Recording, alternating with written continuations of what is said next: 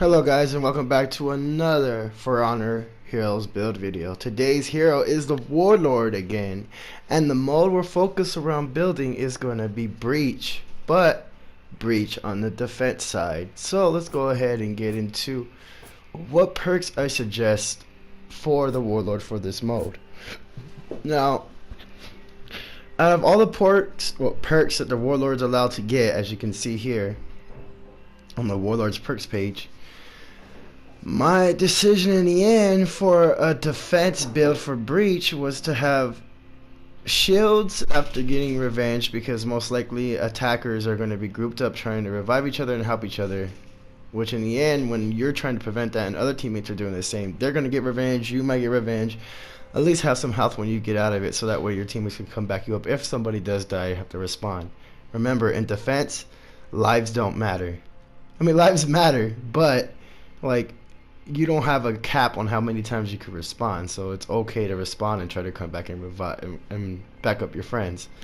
Shields up, another thing, gives you a shield on respond and revive, so either way you're going to get a shield. Last stand, winning critical health, gain 20% damage resistance. Now, I was thinking about going bulk up with the vengeful barrier and shields up to have a big maximum health outcome, but then again, Warlord has a feat which increases his health even more, which is like having bulk up ×2. But again, you're like staying with life, like not dying isn't your main concern as being a defense player in Breach. Your defense player as Breach is getting in as much as you can, staying there as long as you can, holding it down as a team, preventing the team from capturing any zones to get archer points, and preventing them from moving their ram. So you want to be able to just survive, you know. Last stand, the reason why I go with last stand, you're going to see, is because when I come into the feats, which we're going to get into next, I'm not going to have what I usually have in the second slot, which reduces damage. So the Warlord usually has a passive perk that reduces damage for him every 3 seconds, but because we're not going to use that feat, I went with last stand. So as you can see here, shields up gives you, like I explained already, health when you respawn and or if you're being revived. Vengeful barrier will give you a 25 health shield after you get out of revenge. So if you're getting ganked and you're getting a revenge, usually people wait till you're not in revenge no more and they try to kill you off, because usually you're in like 1 bar or so of life. Unless you're really getting ganked big time and you went in there with a full bar and you're pairing twice, at least 3 different players, you're gonna get revenge fast. That's what I've noticed. Pairing is the way to go to get revenge gained. But my point is, you're not gonna die right away when you get out of revenge. Last stand is also going to make you last longer because it's 20% damage resistance, which is way more than the feat actually gives you. And it's if you're going to get close to dying. So you're really going to survive long with here. So you're going to hold down what you need to defend. Going on to the feats for the build, I suggest in the first slot going with Deadly, and I use that over Rush and Speed Revive because, again, reviving your teammates is a priority in being a defense player in Breach, and rushing to targets as a feat slot, and you're only able to trigger it so it has a cooldown, it's not passive, to me isn't it's cool. I mean, maybe for Dominion, and if you're really focused on preventing it from capture zones, then yeah, but everything is pretty well close together. You don't need this feat. I found no trouble running to points that I need to run to in any mode with the Warlord. Deadly, you get damage every 3 seconds, which in my opinion is you know, why not have more damage? Since they took away stats where you can increase your damage, the best way you can increase damage and other stats like that now is through feats. Going on to Bear Trap, I choose Bear Trap on my second slot feat over Juggernaut and Flesh Wound.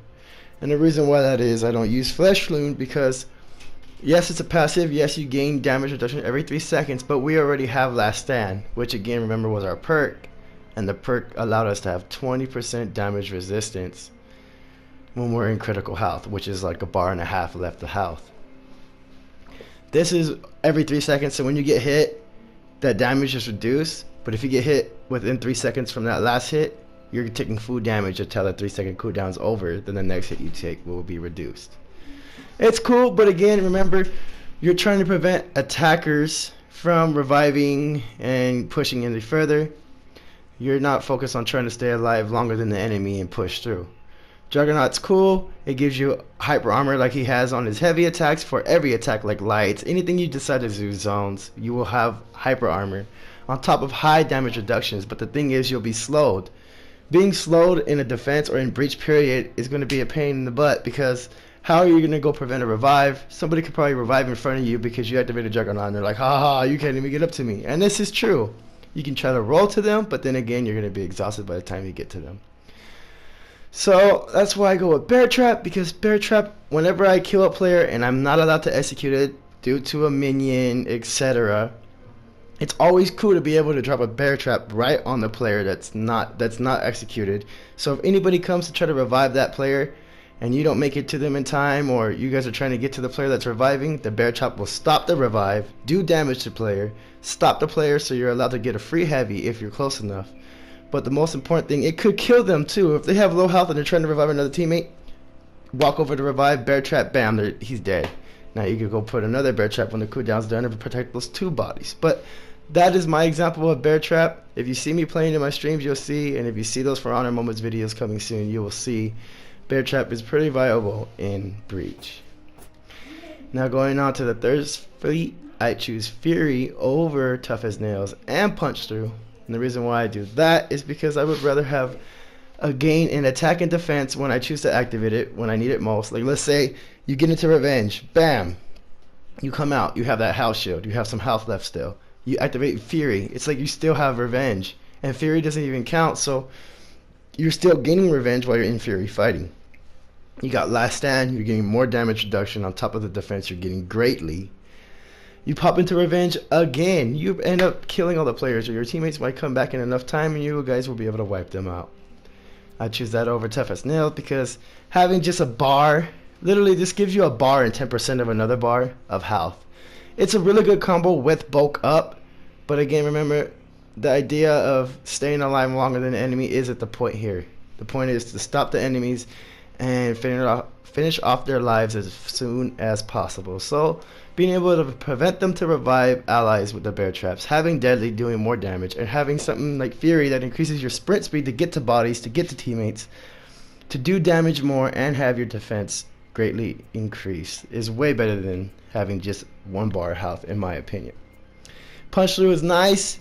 One thing I have about this, just like how I had a problem with the stats, block damage back when they had stats before they brought out perks, was I don't like the idea of getting comfortable hitting people when they're blocking, because then you're allowing them to eventually learn how you fight and they'll parry you, and or you don't want to get comfortable that way. Like, you want to learn to open up your opponents, learn your combos, learn how to fight the players that you fight, like gladiators or peacekeepers. Learn to fight them, because if you're relying on block damage, you're not going to learn how to open up players and do the most damage you can with just full on damage, besides having your damage shed off very slightly with Punch Through.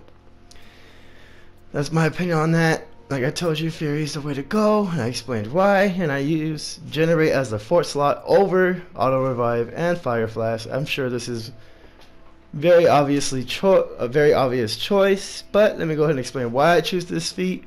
Auto Revive is nice.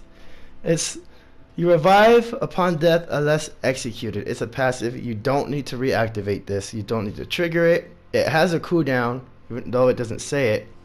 So it activates by itself. That's what it means by passive. Sorry, positive. It is positive, but that's what it means by passive. You don't have to press one of the D-pads to activate it when you're dead.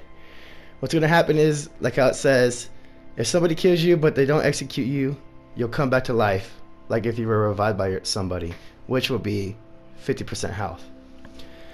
And you'll have your 15 health shield that you get from shields up. But the thing is, again, we're not worried about dying and using a life here, because you don't have a life cap when you're a defense breach player. So in this mode, you don't need this feat. And most of the time when it comes to breach, everybody executes on both sides, due to trying to reduce you from coming back in a shorter amount of time, and then also them being able to have more time to get through. And if you're an attacker, you don't want to be executed, because it's like it prevents them from being respawned. So executions are going on all day in breach, if possible without minions. So the feat's kind of useless in this mode. You being able to respond with a shield and full health is going to be way better. Throwing a fire flask, this is going to hurt your allies, and most of the time there's so many areas where you can throw the fire flask and the cooldown is pretty long. It is a 4th feat. I think this is mainly good used in Dominion for Zone B, or if you have like the traps, like I said, you see them trying to revive, you could throw a flask at people who are reviving. But why not have Regenerate? Regenerate is an excellent feat in Breach because there's rarely any spots to heal. The only spot to heal you guys have to fight over with the other teammates. And you have to get out of whatever area you're defending or trying to prevent the ramp from going when you're in defense to go heal and come back, and by that time the ram is already moving again, because as soon as you kill all those minions you're almost dead and new minions respawn and start pushing the ram. So being able to just walk around and kill minions when they come, and then when they're not there till they get to you again, you being able to regenerate health is an awesome feat. That's my opinion for the Warlord build in Breach on defense. I really hope you guys enjoyed.